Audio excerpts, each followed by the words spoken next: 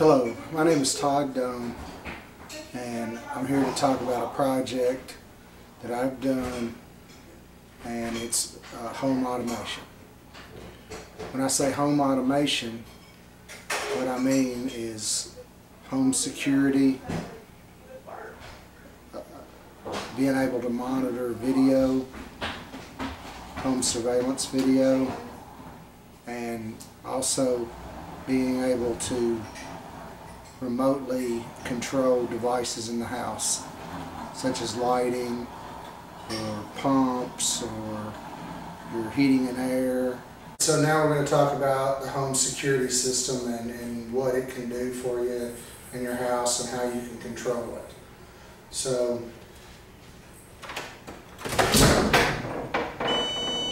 as you see,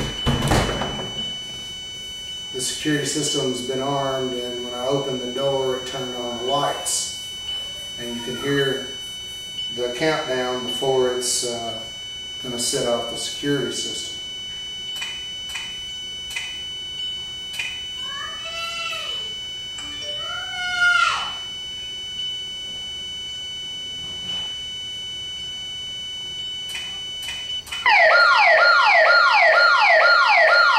Intrusion, alarm, front entry door. Warning. Alarm, silence. Okay, so I was able to log onto my phone and then silence the alarm. And I'm doing this through the Elk system. So you can see that the alarm is still active, it's just silent. So I can go back in, put my code in. Alarm acknowledged. So Intrusion, alarm, front entry door. And I just received several texts. So I'm able to monitor my system through getting text alerts. So I got a system, it's a system burglar alarm. Okay, that's where I set it the first time. And after I set it, it says alert burglar alarm reset. So I know if somebody's reset it, and I know I'm the only one that can reset it. So if it goes off and it's not reset quickly, then it's a legitimate alarm. So the reason I chose Elk was I wanted the features of light control and the alarm system. When I talked to the integrators, they wanted to use wireless devices which had batteries that I didn't want, and then for the system that I wanted, it was all hardwired and controlled through the iPhone, and video was extremely expensive, and they wanted $50 plus $50 a month to monitor the system. So I started looking around, and I wanted a system that could do all of that and that I was able to access the programming. So if I wanted to add devices in the future, I could do it myself. If you go through these security systems, they will charge you every time and lock you out of the programming. So that is why I chose to do it myself, and I wanted a hardwired system so I wouldn't have to change the batteries. Okay, so here's the main controller. So I can leave and arm it, or I can disarm it right here. It says it's ready to arm, and if I look it up on my phone,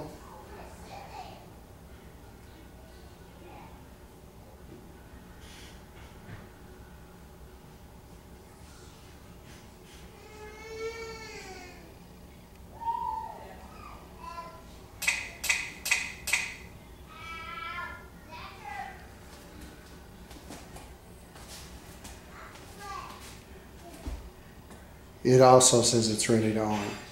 And I can arm it right here. And I can arm it in different modes: instant stay, vacation, night mode. It activates different things.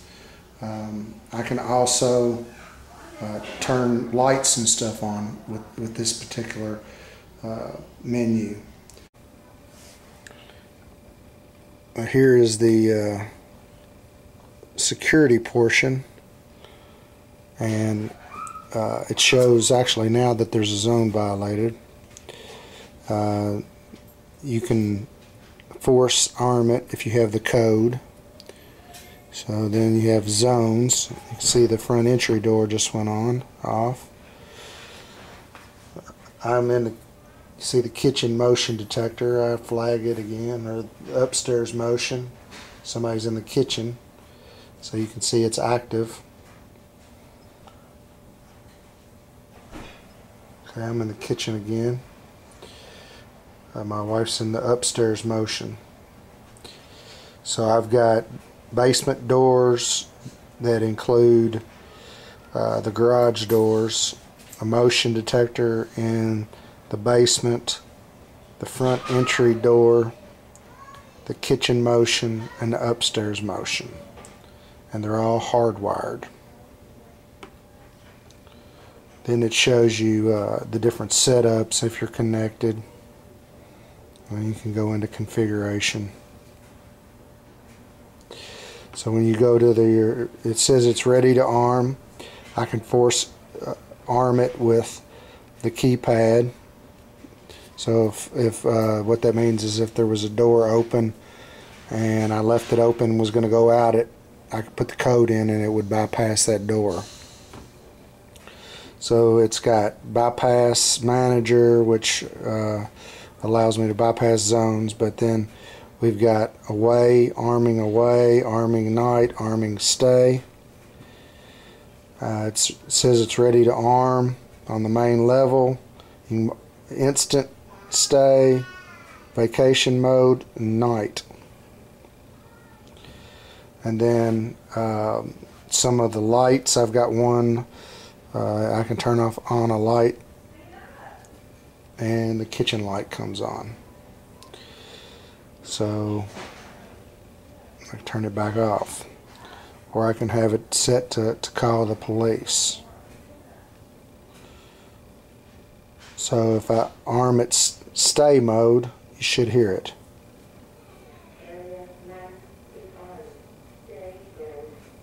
So now it's armed and it's counting down.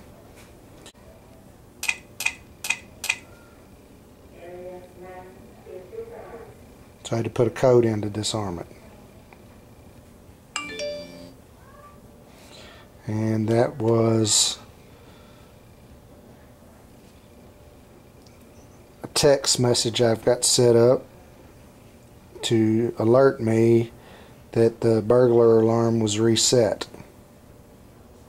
So I've got the system set up to send me email messages on the status of the machine or the system.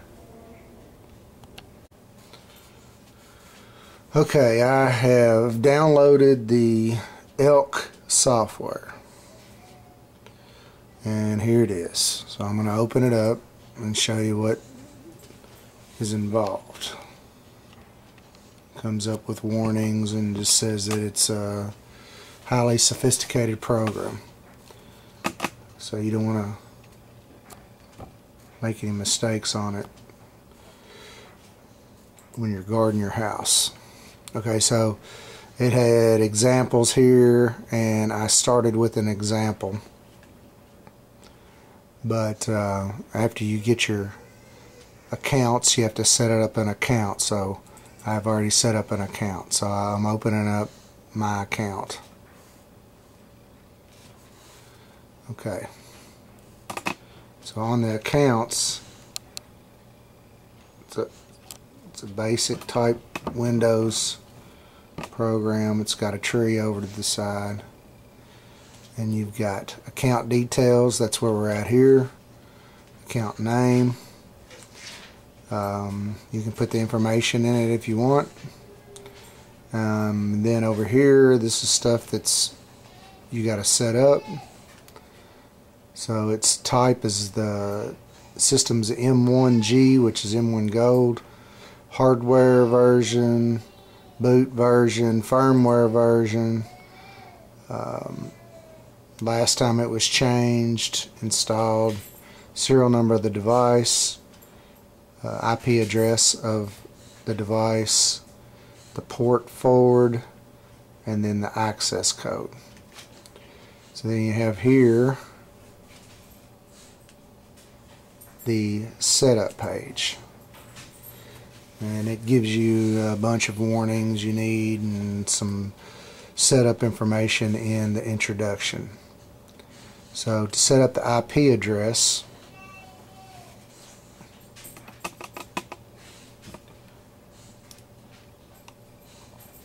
you go to the IP CPT tab settings, and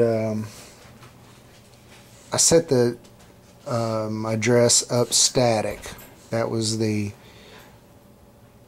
recommendation because you don't want the I've got this linked to other devices, so you don't want this changing when you have it linked to other devices. I've got it linked to the Insteon controller, which is called a universal device. So I set up the IP address, the mask, and then the default gateway. Then the DNS address is all zeros. Here's where you set up the port. Next. Okay, so we're back to the account page here. So under the next thing you have to set up is the users, and I've got 4 users set up. So the users then are set up with their code, the user's name. The code will work on what areas, and then what they can do: arm, disarm, bypass, master. So I've got 4. I've got different user authorizations, different codes. They all can reset all the zones.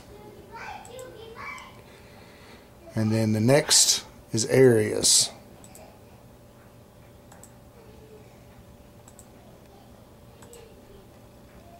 Okay, so the area is the main level.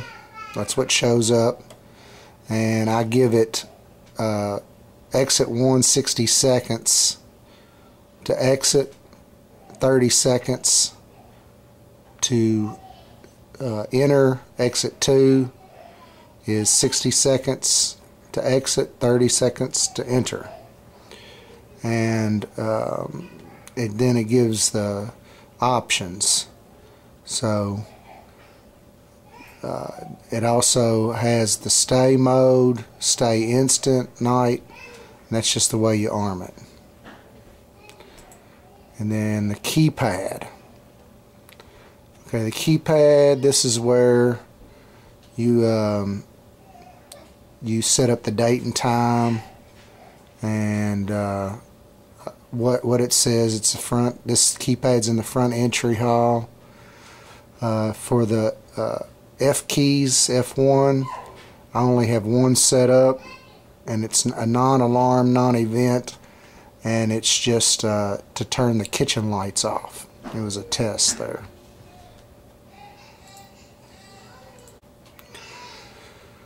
So when you click on these are all hardwired zones.